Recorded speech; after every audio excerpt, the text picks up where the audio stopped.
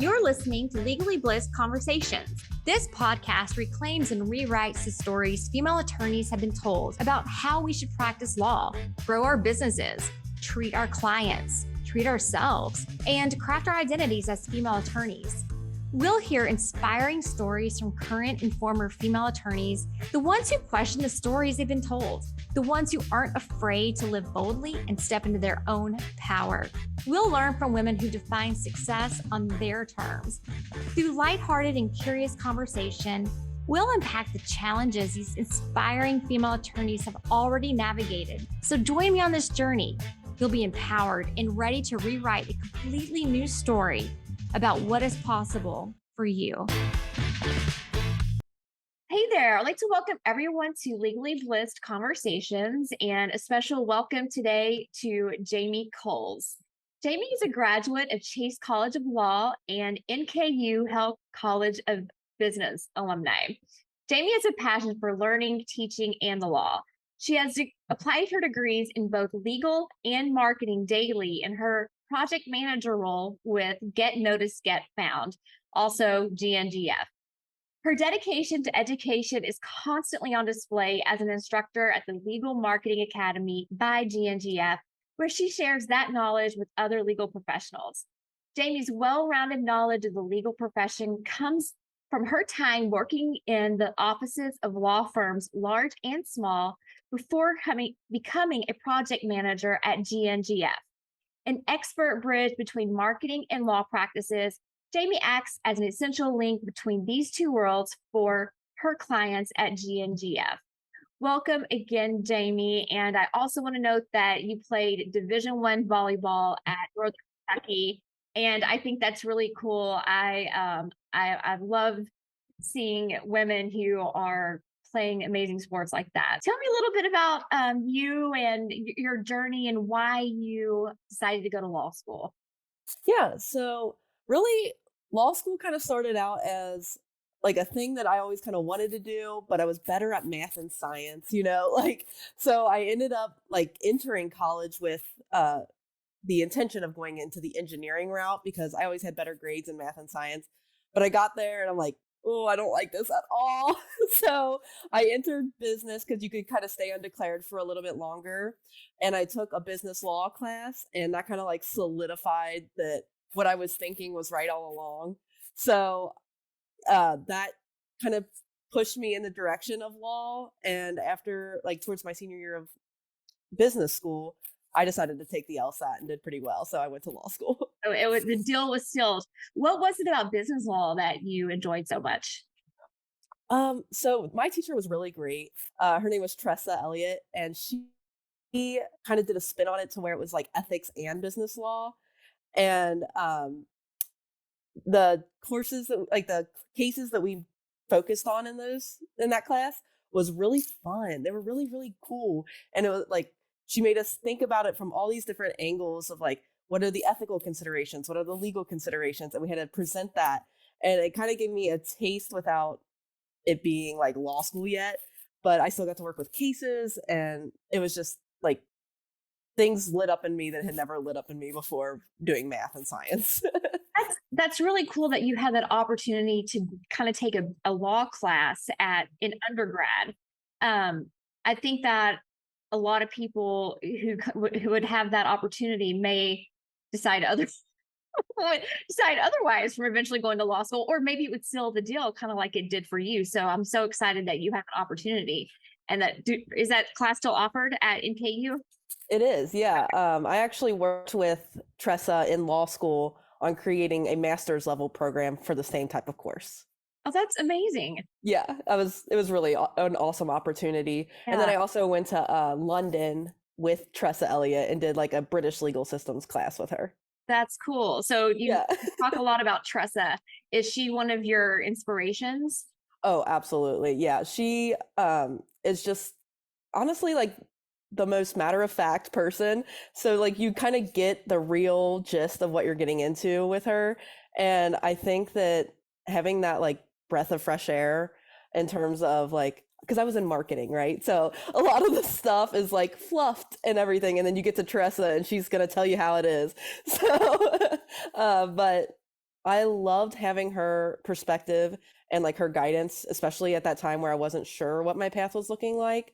And I think she really shaped like my path, especially into law school. That's incredible. So are you still in contact with her fairly regularly? Yeah, I Okay. am. Especially Awesome. when I was in law school, I was like all the time because I was working with her on that Sure. master's level class. But we still keep in touch. She's doing great. She's still teaching undergrad courses in ethics and business law, but then also she began that master's program as Okay. well. That's amazing. So that's cool that you had that opportunity to work on that with her. So let's talk about law school. You go into law school. What were how was that experience for you? Was it everything that you dreamt of and more, or was it I'm a little bit of a school nerd. okay? So I actually really enjoyed law school itself. I think that there's the horrible 2 weeks of final exams is just like you just got to get through it. It's not going to be fun no matter what. But like the actual substance and like the learning portion of it, I found really interesting and entertaining. I think once you learn how to read cases, it gets significantly better. Like that beginning portion is just hard no matter what. Um, but yeah, I actually enjoyed law school. I found like even going to like a smaller law school in Northern Kentucky, I we had really educated like professors and resources, and that was just really neat to see and interact with every day. Um, I think that there were some things that as a person who like wasn't really sold on being like a litigator or a trial attorney, that like they didn't provide those paths or resources or for me as much. But I kind of went in knowing I wasn't going to be the criminal lawyer, right? Like I knew that, and I was able to direct myself in that direction. But like for somebody who's more broad coming into law school, I don't know that they would have had as much success finding the path that I had. That's a really good point. I think you make a really good point there that if certain law schools I think are maybe known in kind of driving their attorney or future lawyers in a certain direction. And that's an interesting kind of perspective about Sam and Pete Chase. Yeah. So that I found that really interesting that you knew kind of the direction that you wanted to go in and you were okay with that because you were able to kind of craft your experience in law school the way that you wanted it, whereas someone who was a little more like, I don't really know what to do may not have had the great experience that Yeah, and I say that in a way that like we had insanely incredible like attorney professors, right? So like Ursula Doyle is one that I just comes to mind right away. She's like I always say she's the person you can imagine like sitting in an all white apartment drinking red wine and not spilling a drop. Like she is like I have to look perfection. this one up. She's perfection, and she like always talks about her success in class actions. But Yeah. then I also, because I went in with the mindset that I had, I thought about like, but she also chose a non-traditional legal career ultimately, right? Like she's a professor. She's Mhm. not out there litigating class actions anymore. So like you can be this successful person that you want to be without choosing big law. Or you know what I mean? Like you don't have to be that to be a successful person and to be who your role model is standing in front of you. So I love that, and I want to talk about that because this is a really key part of our conversation, right? Going, a lot of people when they graduate from law school, they feel very pigeonholed into going into a law firm, if not big law. Like there's a tremendous amount of pressure, but you've taken a non-traditional route. And I want to really kind of dig in on that because I think it's really cool how you melded the things that you love and your experience into your current position. So after you graduated from law school, you weren't like sending out all of these resumes to big New York City firms. No, absolutely not. So, I was during law school, I wanted to get like some traditional legal experience because I felt like that was a benefit regard and then kind of opened up my possibilities after law school too. Um, so I did have like experience in a bigger firm in Cincinnati. I had experience in smaller firms in Cincinnati, Northern Kentucky area. Kind of all the And same. yeah, it is kind of all the same. Yeah. If you're from here, it is. Yeah. But like even working in those, I kind of knew that if I was going to stay in law, it was going to be more business related or transactional. And then if I wasn't going to stay in law, that was okay too. But it's actually really kind of hard to have that mindset when you're in law school because all your friends, like everyone you're talking to has this like, I want to go to a firm. I want to go do litigation. Like it's hard to be that different person and find success in other places when everyone around you has this kind of collective goal and that's how they measure success. But I'm so happy that I did because like my quality of life is so good. I'm not, like I'm I can breathe easier some days and like I'm still doing things that utilize my legal education. How did you navigate that whenever you were in law school, right? And you knew that you wanted to do something maybe a little non-traditional, a lot non-traditional, whereas, you had these friends that were always talking about it. Like, how did Mhm. you, how were you kind of able to navigate that? So part of it was I kind of came in with that mindset and I'm not exactly a shy person. So but I would openly talk about like my Yeah. desire to either work in like a business or uh maybe in compliance. Like I had these other non-traditional legal careers always in the back burner. Um but also I kind of developed my track based on like getting exposure in businesses, Mm. getting like I worked with bankruptcy a lot. Like I did all the transactional law courses and that surrounded me with enough people to talk about my like niche interest Yeah. that Yeah. I was able to like be solidified in my decisions going forward. Yeah. Yeah. That's awesome. So let's go forward just a little bit. Yeah. You graduate from law school, and Hmm. what like the day that you graduate from law school, like what was that like? Were you kind of were you optimistic about like your future and where you were going to go with your non-traditional career, or were you freaking out just a little bit? I was a little bit freaking out. Like, I feel like after years of school and like dedicating your entire life to school for so many years, it's kind of scary to be like, oh, we don't have school anymore. Like, I've worked in firms before. I know what that's like. I like I had good grades. I think I can get a job, right? But like not having that crutch of school was Yeah. so hard. Yeah. It's like, can I And please go back to school? yes, exactly. Even Student. if it's like, even if it's not because you loved it, but just out of like, that's what you know and that's your Right. comfort zone, That's a it's good so point. hard to leave that. Yeah. So, I mean, I had a really great like group of like graduates with me. So leaving that group, I feel like if you suffer together, you have a bond, you know? For sure. For So sure. we still get together to this day, but I like that was a really hard thing to like leave, and I think we celebrated it appropriately. But Okay. Is that podcast appropriate? yeah, oh yeah, it's fine. We we're a really fun group. We actually go to down to Keeneland every year with my law school group. So Oh, fun. That's awesome. that's right near you. Yeah. So I'm sure there's yeah. some debauchery that goes on there. Oh yeah, I'm sure. That might be for another day. Yeah. So let's okay. After you grad, what was your first job? In It law, wasn't it wasn't GNGF. What did you or was it? Did you go straight to GNGF after you graduated from law school? so Yes. after law school, I went straight to GNGF. Okay, that's awesome. So let's talk about that process, how that So came about. yeah, so that's actually really funny. When I was in undergrad, I remember seeing the bulletin board of like careers and stuff. And like said, I was really interested in the business law class, but I was Yeah. studying marketing. Yeah. Yeah. So I saw this like law firm marketing company on this bulletin board.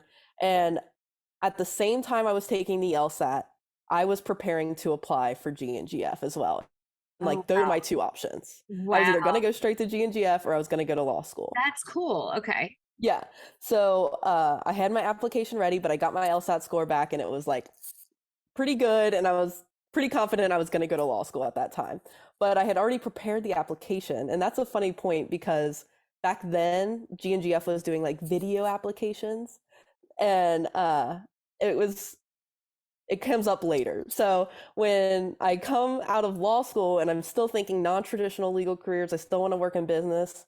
I remember GNGF and I actually looked them up online. Like didn't see an ad, didn't I just remembered them. Yeah. So I messaged Mark, the CEO, on LinkedIn, like in a shot in the dark. It was like, "Hey, I really like your company. I would love to work for you. Like, please let me know if there's anything available." And he got back to me, and like that started the whole thing. But I even in that message, I even wrote like, so I've been a long time fan. I remember when you were doing video applications, and I was going to apply in 2014 or whatever it was. Back in the olden days. Yeah. So, and like that sparked up a conversation, and then I ended up working there not even a couple months later. Okay. So were Yeah. you studying for the bar while you were also working there? Yes. So I was studying for the bar, and studying for the bar and having a full-time job is not like it's so hard. And I like truly didn't feel like my best. So I actually ended up not taking the bar that time. And but I also knew like where my direction was. And even though but that's a really hard conversation to have. Here's the thing, having gone to law school suffices for what you need to do. Taking Mhm. the bar is almost it's kind of another level, right? It's Yeah, like, do you want to practice law and represent clients as a lawyer? exactly. That's what the bar is for. Are you capable of doing that? So in this situation, is it even really necessary for your current career? Right. So at GNGF, you have several roles. It says that you're a project manager, but you Mhm. also do a lot of education. I can tell that you're someone who loves to probably create programs and educate people. So tell me Yes. a little bit about how that works and like how you're using your legal background to do that. Yeah, so when I was having those candid conversations with Mark right at the beginning, like reaching out to him on LinkedIn before I even knew him, I actually asked him, like, okay, you're a full service marketing agency, right? So you're helping these clients that are probably a little bit more established. They have like maybe one or two attorneys, but they have like a steady income. They're able to really hire like an agency for you. Uh, but like my friends and the people I know aren't there yet. Like they're either working and doing the grunt work in a big law firm, or they are starting up a firm who really has not enough income yet, right? So like what are we doing for those people? Because they cannot afford like a full service agency yet to do all the marketing for them and get them off the ground. So like what are law firms doing or supposed to be doing now to get to the point where they can hire an agency? And he's like, I honestly don't have an answer for you, like let me think about it. And then so I actually came on like a month later as like a full like a employee working with full service agent like agency clients. And he was like, I've been thinking about that more, I think we should start something. I said, okay, what do you have in mind? And I was thinking like we have a book that's available. It's a book that's written by our CEO, and it's how to turn clicks into clients, and it's all about digital marketing. And that just didn't seem like realistically like a attorney's going to just take this book and run with it, you know? So I wanted to create like an expansive course related to like the things in that book and give how-tos and like step by here's 15, if you have 15 minutes today to spend on marketing your firm, what are you going to do? And you're going to follow this 15-minute video on exactly like productive steps that's going to have a payoff at some point, right? So that's what I wanted to do. We brainstormed with a couple people in the firm, in like the agency, and got some feedback from clients just to see like where they started, you know, because the best resources are the attorneys who are going through it every single day. Um, and we started this legal marketing academy where we have these tutorials, we have these educational videos, we have these resources for attorneys. The only thing that we stress to attorneys every single day is that your law firm is a business, right? And like running it like a business is very important. They don't teach you that in law school. They teach you how to be a good lawyer. We're going to try to teach you how to run your business. So, yeah, so you found this really kind of niche, right? Like this Mhm. unserved niche, people who really can't afford quite yet the services of a full-blown agency. And you created this course. Basically, it's like a subscription model where you can access it as you need to. We do have live events that you can attend and ask questions. We have like real life account managers, project managers within the agency that are available to you 24/7 on for questions. So like it's really a huge resource that like we you have options to pay for like us to do certain things that you don't want to do, but like you just do it as you please when you want, and then you have the resource of us to ask us how to do it the most efficient way possible. So like we're putting the information there and it's able to be done. We just say that when you get to a point in your business where you're thinking about outsourcing some things, then like an agency might be a good option if because they're just like trained in doing it faster, more efficient, you know. But like while you're early and starting out, everything kind of has to be done. You have to decide where to spend your money, and marketing might not be that thing. So we want to give you the resources to at least get to the point where you can grow your firm. Well, like you said, I mean, most of these lawyers that come out of law school, like if they, have a small firm, they start their own practice, they don't know how to run a business, right? They might know how, but really they've been trained in how to, be a lawyer. So, how to read case law, it's a totally different kind of hat. And at the end of the day, not everyone wants to do it anyway. So this is really great because that gives kind of that opportunity for people to have their own practice without going and feeling like they need to go to a big firm where some of that support is already internal. So what is your favorite thing about your current position there? So honestly, it's like seeing the efforts of like their own hard work really pay off, right? So like when I see someone who came to us with like a one-page site and no Google business profile and like they're really just starting out, like they just started their firm. They come in, they see what we've recommended and like they have the step-by-step tutorials on how to build these things foundationally, and then all of a sudden they're getting clients in, right? They're starting to spend more time representing the clients, which is what they wanted to do. And then eventually like the idea, and we've only been doing the Legal Marketing Academy for about a year now. So eventually the idea would be that they could grow even more, right?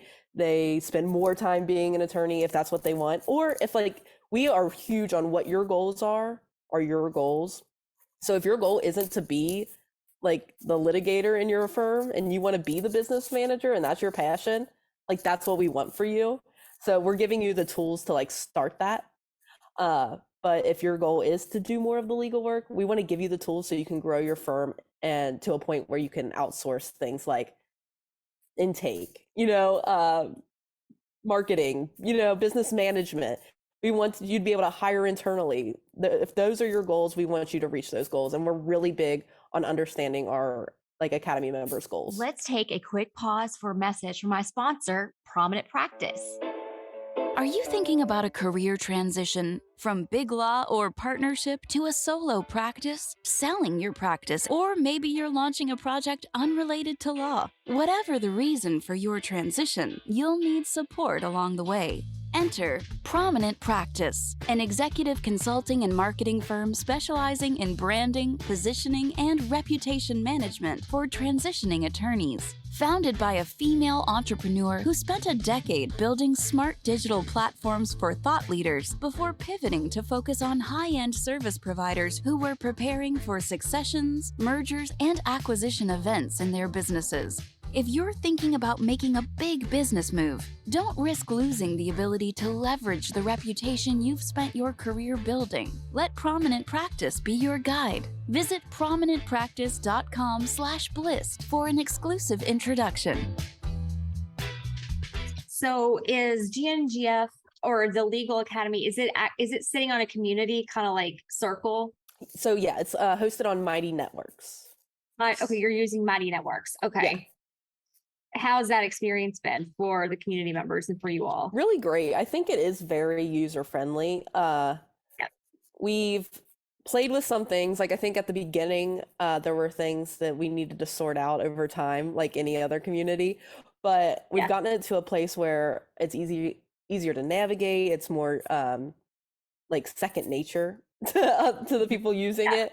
And we're able to actually offer more things coming soon, really, that are going to help like foster that community type environment. Do you facilitate the community? Yeah. Is that part of your responsibility? That's a lot of work. No, I'm a community manager. You're the community manager. Of the Legal Marketing Academy. So I also do, I cover anything ethics within the Academy because with my legal background, I took the MPRE, like I know the ethics portions of things to bring that in and make it legal specific because there are certain rules that apply to lawyers when it comes to advertising that we need to be aware of. Sure. And I'm sure that, the community is great too, because people can get in there and ask questions amongst other community members, maybe about something that seems complex to them, but maybe maybe an ethics question that they're kind of like, I don't really know what to do in this situation. Right. And then if they go into the community, maybe there's engagement amongst members and they can kind of help each other. Yes, absolutely. We're trying to foster that, like you can learn from us, but you can also learn from someone in your shoes going through the exact same thing. And getting that community and having those peers is invaluable. Sure. Are the courses, or especially any of the ethics courses, eligible for CLE credits? So we do actually teach CLEs like pretty much all over the United States. That's huge. Yeah, we get invited to speak. Like I'm speaking in Alaska coming up. A lot of things right now are virtual. Yeah, a lot of things right now are virtual. So it makes it easy to go to Alaska virtually. But I actually think that we're in talks of doing an in-person event with them as well. So that's come. Cool. Yeah. That's a place I've always wanted to go. I've never been there. But that's cool that people can also get CLE credits via you all. That's huge because we're always kind of wondering like, where am I going to get my next CLE credits? And the cool thing and maybe a lot of states do this. I mean, I do love that Kentucky does their, kind of annual Kentucky law update and you're able to get all of your credits, satisfied for the year, but for free, which is really cool. But unfortunately, it's typically for me, it's not really in areas that I practice. So, but the opportunity is really good. And I usually do take advantage of it just in case I get in a bind. Squeezed up. Like, how's it May? And I need to get some CLE credits, but that's really good. Is that sort of a selling point for you all too in your service, is the ability to get CLEs? So in the Legal Marketing Academy, that like the course itself doesn't count as a CLE, but we do teach CLE. Like we get invited by bar associations to speak throughout. So a lot of what we talk about in the Legal Marketing Academy ends up being like a CLE somewhere in the United States. But I've spoken like in the tri-state area. I did Wisconsin. It's all over the place, especially with COVID, like everything moving virtual. It's a lot easier to speak a bunch of different places month to month. So sure. And it is kind of nice to not have to be traveling a lot, right? Because traveling takes time, it's expensive. So I guess maybe there's some decent things that came from COVID. I don't know. So I'm curious, like what little nugget of advice would you give to someone who is kind of in the position of that little niche market that you have recognized, right? Maybe the attorneys who have their own practice. They're small. They're not quite ready for an agency, but they want to grow. Do you have any like little nugget of advice that you could give those people? Yes. So I think that the biggest thing that I've come across with attorneys is mindset shift, right? So Mhm. my mindset shift started before law school, where it was like, okay, I don't need to be thinking about being a litigator my whole life, right? But the people that come out of law school and start their own firms, they're still thinking litigator, litigator, litigator, or Mhm. like even if it's a transactional law firm, like they're Yeah. thinking law. Mindset shift is huge in the sense that when you're marketing your firm, we're not talking to other lawyers. We're not Mm. selling ourselves and our knowledge and our brain of the like regarding the law to other lawyers. We're actually talking to somebody who's coming to us with an issue, and learning Mhm. to be sympathetic and meet them where they're at is so important and so undervalued, I think, Yeah. when it comes to digital marketing. Like, it's so easy when you're saying, like, let me write a blog post about negligence to spout off the rules of negligence, right? And no one cares. Yeah, your prospective client doesn't care about the rules of Well, negligence, and right? it's so hard to like, I think for Yeah. attorneys and people that went to law school to hear that, because it's like, but I worked so hard to understand this. To learn this Yeah, part, like I right? want people to know that I know it. And like I love that you know it. I do. Your clients don't care. I think that just having that mindset shift, and like even when you're doing Facebook ads, even when you're doing like just little content pieces on your website, just having that in mind, always thinking like, I know this, but what does the client want to know from me, is huge, right? So I'm thinking about the times that I didn't know an answer to some legal question, Hmm. and I'll go like look it up on the internet, or Right. Oh yeah. Let me get I'm back just to you gonna on look that. around I like, want to. yeah, hold on a second. Yeah. I don't know the answer, but I'm gonna go figure this out. I'm gonna Oh, go to the Google box and I'm gonna do some research. I'm gonna just take a look here. But I'm thinking of just some trademark websites that I've been to and with for attorneys. And I don't really post a lot of blog stuff. I guess I don't really at all.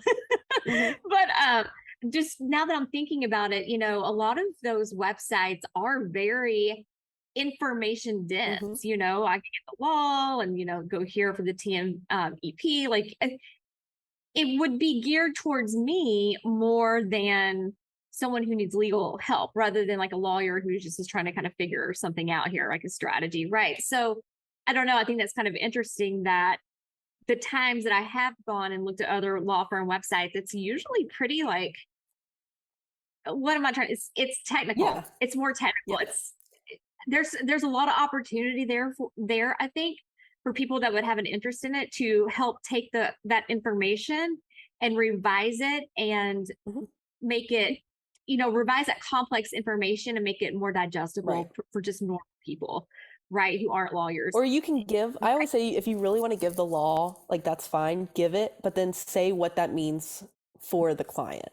So, like, if you're Yeah. saying that, like, you can't file bankruptcy within a 7-year statutory period, like, what does that mean? Like two Yeah. times within a 7-year statutory period. What does that mean for the client? And explain it to them like Yeah. you would tell them in an initial consult. I think initial Right. consults are like the bread and butter to content marketing. Like, So talk about that. Tell me about that. Why do you say that? I think that it's when you're talking to the client that you're going to Yeah. find the best way to talk to them digitally. So Mhm. when they're coming in asking you the same questions, like or they're calling in saying, what should I bring to my first meeting with you?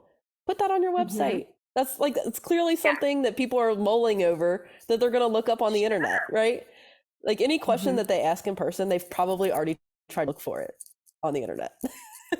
It's analogous to what you were saying a minute ago about how your all's best information at GNGF is from your Hmm. clients, right? Your law firm clients, and it's the same for law firms. Absolutely. Our best information is from the client that we want to serve. Like, what is that language that they're using? What are the questions that they are asking? Like, your blog posts don't have to be big, fancy, you Yeah. know, they don't have to be super technical or complex. You could be answering your clients' questions. And I guess I could go to this like the same too for people that have YouTube channels and do podcasts and things like that, right? Just um, answering those questions on those Yep, podcasts that's or video content. you're giving Yeah. a little insight into the Legal Marketing Academy, because that's one of the things we like come out and directly say is that, hey, if you're answering a question a lot, record yourself answering that question and put it on the internet. Like, it doesn't have to be like a big thing. Repurpose. Yeah. Repurpose your stuff, right? Yes. Like, because you're going to get the same question. You might as well, instead of rewriting it, have a template, Yes. record yourself answering it, have it ready to go to send to someone. We know you're busy. Because We want you to maximize that time. Like, get the most out of the things you're doing every single day. and there's technology more and more that allow things like that. Like doing a Loom video, right? You could do a Loom video that's a minute or two and have kind of a stack of 10 of them of common questions. And whenever someone comes to you, just they're going to be like, whoa, this person is so impressed. But you're not having to recreate that every single time because obviously, everyone's time is so valuable. Why recreate the same content constantly when you can do it a few, you might have to tweak it a little bit for certain questions, but there's a technology to record content and to save it and access it easily and quickly for future use. And for one thing I think is really good too is like if you are doing audio or video transcription, Yes. you can always clean it up. Yes. So we say like as much as you can utilize your content in multiple forms and push it out in different ways, like that's the best use of your time, right? Like once you get a good piece of content that actually gets some traction, figure out how to utilize that in every way. Yeah. That's a great kind of end nugget of advice. Jamie, okay, let me ask you, what's next for you? What's next for GNGF? I always like knowing kind of what you think the next, 6 months to a year holds for you all. Yeah. So with GNGF, we are actually about to launch a new thing within the Academy where you'll actually be able to purchase individual packages. Like say you're only interested in improving your firm's SEO presence, right? You'll have an SEO package available for you that you can just purchase and access on demand as you want. Cool. And then I always think of it like it's not a bar course, but it's set up kind of like a bar course, right? So where like you can do it at your own pace when you want to. I highly recommend you do it. Yes, you highly recommend they do it. And then also you recommend that they implement what they learn. Yes. And the reason I'm driving that home is because I am really guilty of doing courses and such and consuming content without integrating what I learn for some reason. And then sometimes I'll keep learning stuff to like as a buffer, maybe. I'm not exactly sure what it is. So it's really important people are doing those courses. And the idea of sort of doing maybe smaller kind of packages like the SEO, I think sounds really good because it kind of maybe condenses information and gives people kind of action items after each smaller piece of information. They can go ahead and implement it. That's the goal. And it's also a way to make it even more accessible to people who are just starting out. Like if they know that they have an issue with one aspect of marketing or business, like running their business, we have those packages set up for that particular success. And we can recommend like, hey, maybe if you're not ready to learn the course even, like just check out this package that'll set you up for success. And like, as you grow, you might be able to do more or hire internally, like we want to give you the resources you need, not necessarily try to feed you everything that you don't need. Yes. And that's genius because that's really what forms long-term clients. Because if you can help them at their early stages, really hold their hand, then at some point, like the goal is that maybe they'll hire you all for full-blown agency work. And we definitely have options for like movement into agency from the Academy. Like that's an easy transition, especially since you're already working with actual account managers, actual project managers.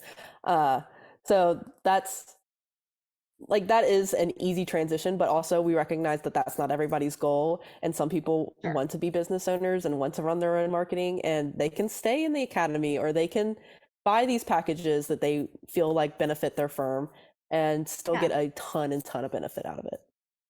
And some people, many firms want to stay very small, right? A couple of attorneys.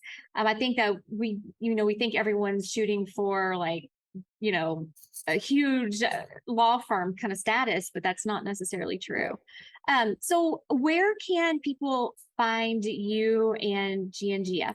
So you can find me on Jamie Kohls. I'm on LinkedIn. I'm on Instagram, Facebook, but LinkedIn's probably the best if you're contacting me professionally or about GNGF. And then gngf.com. And you can visit Okay. us through just accessing that website. You'll see links to our social media. You'll see links to some of the videos within the academy. Awesome. Jamie, thank you so much for hanging out with me today. I've loved learning about your journey, your very unique journey, and your non traditional position. I think that it's incredibly inspiring for people who are in law school or just out of law school, or maybe they're practicing law now and they're like, I want to do something completely different. That you can always utilize your legal background in so many different ways. Absolutely. Yes. Thank you so much for hanging out with me. Thank you again for having me. Thank you so much for hanging out with us today on Legally Blissed Conversations. If you love this episode and you want to hang out with other inspiring and light gold female attorneys, be sure to join the Legally Blissed community at legallyblissed.com. And be sure to follow me on Instagram at Susie Hickson. See you next time.